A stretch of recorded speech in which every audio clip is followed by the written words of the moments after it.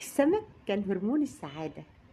دلوقتي انتوا السعادة بنفسها، وجودكم في حياتي هي دي السعادة، هو ده العوض. العوض من ربنا ليا، كلماتكم الجميلة، حبكم ليا وحب ليكم، هو ده العوض فعلا من ربنا. الحمد لله دمتم في حياتي.